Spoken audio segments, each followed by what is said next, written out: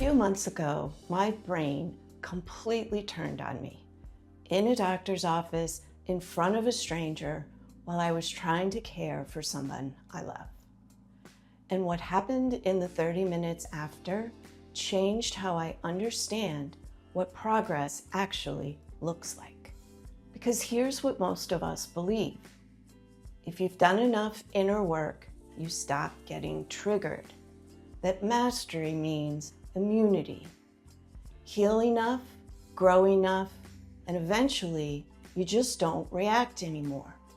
That's what mastery is. In this video, I'm going to show you what a full hijack looks like in real time, the specific recovery sequence I used, and what changed when I walked into the same situation 6 weeks later. By the end, you'll have a different way of measuring your own emotional progress, one that actually holds up when life gets hard. Before we jump in, here's the belief I want to challenge. That mastery means you stop reacting.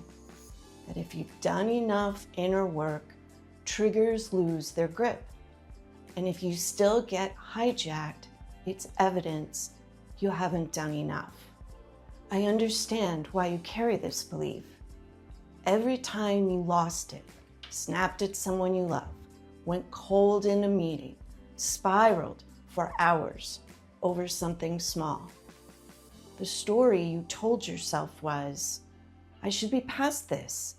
Something's still wrong with me.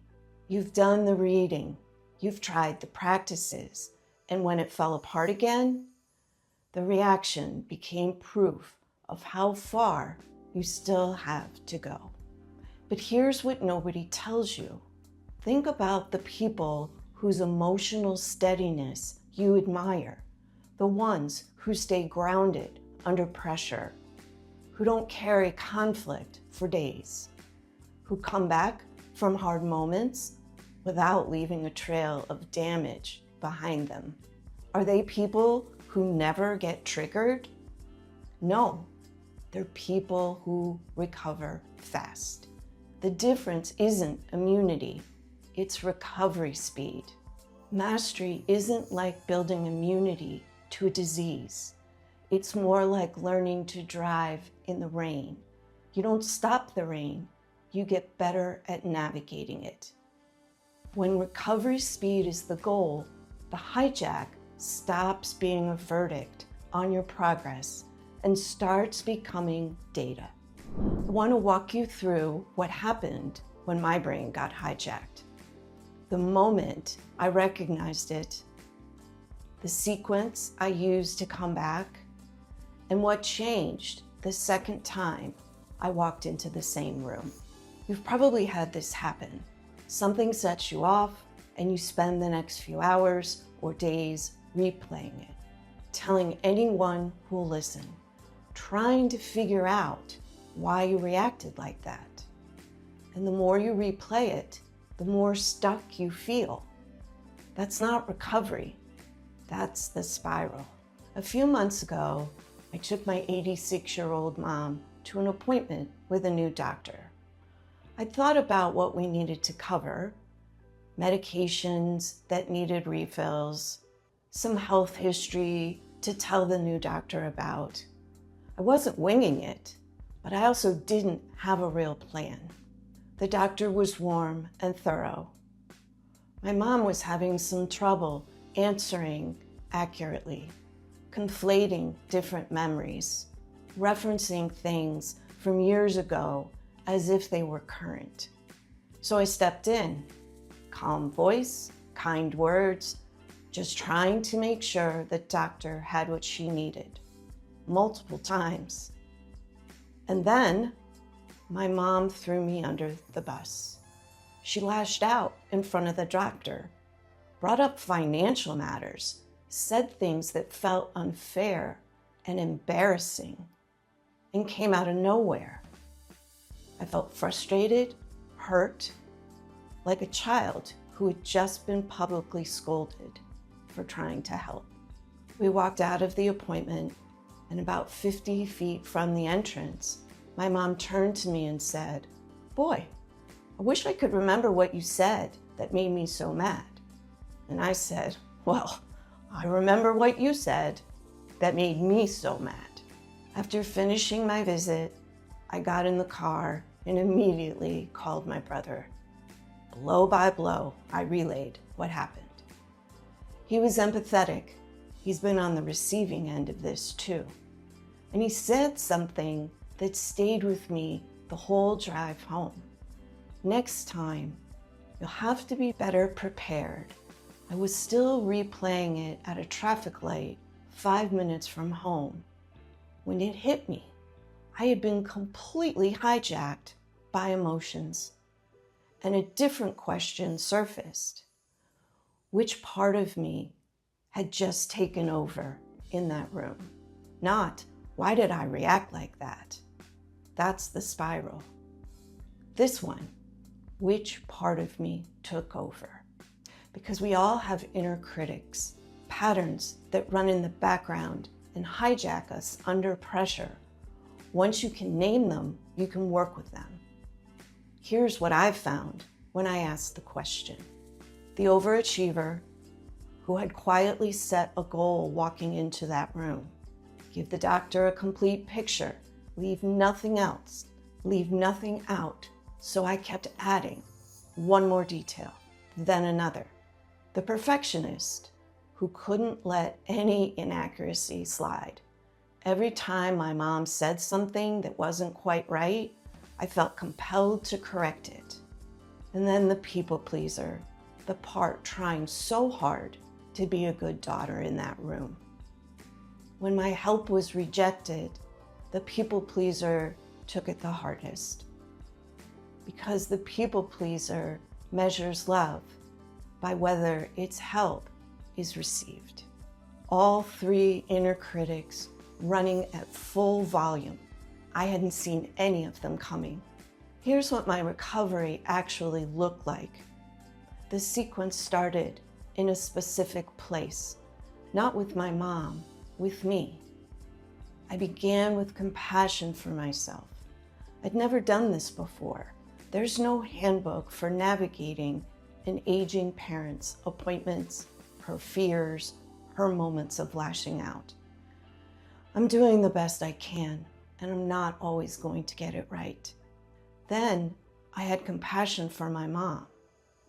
She was probably scared, sitting there listening to a long list of health concerns about herself, with a new doctor she didn't know, and her daughter filling in the details she couldn't fully track. That must have felt overwhelming. She didn't lash out because she didn't love me. She lashed out because she felt backed into a corner. From there, I could ask myself the useful question, what would I do differently? If I had been clear about my intentions before walking in, which of my patterns might show up? What a successful appointment actually looks like? Would I have approached it differently? Yes, I would have. A concrete plan started to take shape. Talk with my mom before we go in about what we're going there to accomplish, so that we arrive as a team. Get clear on one or two things that matter the most for that visit. Let her voice lead more. Hold back on clarifying unless it's truly necessary. Then the next step, the anchor. I'm not trying to be the daughter my mom expects me to be. I'm trying to be the daughter I'm proud of. Loving, focused on keeping her safe, clear that there are things about her aging I can't fix, no matter how much I want to. That's what I come back to. 5 steps. For me, 30 minutes instead of days. Not because the hurt is gone, but because you've moved through being hijacked deliberately instead of just waiting for it to pass. 30 minutes, and then I was back. In the past, something like this could take me days. I would avoid my mom's calls, stay raw. The hurt would sit there until it faded on its own, not resolved, just buried. And I'd walk back into my life, still carrying it, half present at the dinner table, because I was still replaying something that happened that morning, but not this time. 30 minutes, that is the measure of progress. Same room, different story. Here's what most inner work misses. It teaches you to understand what happened. It doesn't always show you what to do the next time the same situation shows up. And the next time always comes. A few weeks later, we had another appointment with the same doctor. Before we walked in, I reminded myself of one thing. Less is more. Say less. Clarify only when it truly matters. I talked with my mom about what we were there to accomplish, which medications needed a new prescriber and why. We had a quiet, calm conversation. She asked questions. I answered. We walked in as a team. During the appointment, the doctor asked my mom why she was there. My mom began answering without the focus we discussed. I felt the pull to step in. I waited instead, found a natural pause, and asked, would it be okay if I gave a summary of why we're here? She said yes. I gave the summary. The doctor was oriented. My mom looked at me and said, wow, that was a really great summary. Good job. No lashing out, no hurt feelings, no hijack. Here's what made it different. The preparation calmed the overachiever. I walked in with a clear, limited goal instead of a mission to tell the doctor everything. Deciding to hold back calmed the perfectionist. I let things go unless they truly mattered. And anchoring to my values, walking in quieted the people pleaser. I wasn't there to prove I was a good daughter. I already knew I was proud of who I was being. Same relationship, same complexity, completely different outcome, because I came in prepared with my patterns named and my intentions clear. That's what recovery speed can look like. So what does progress actually look like? Not the end of being triggered, not a version of yourself that never loses the plot. A hijack in a doctor's office that got named in 30 minutes instead of staying stuck for days. Patterns that got not just survived. And a second appointment that went differently because the first one became data instead of just a wound. The next time you find yourself hijacked, and you will, try asking one question before you do anything else. Which part of me took over? You don't need to have the answer yet. The question is the start of the recovery. The self-blame, the spiral, the days of replaying. They don't have to be how you process it anymore. Recovery speed is something you can actually build. The setting for me was a doctor's office with my mom. For you, it might be a feedback conversation that escalates, a conflict with your partner, or a moment with your kids at the end of a hard day. The hijack looks the same, and the 5 steps work the same way. If you want to understand which of your inner critics is costing you the most energy right now, and start moving from triggered to present faster, book a free Ambitious Parents Energy Breakthrough call. The link is in the description.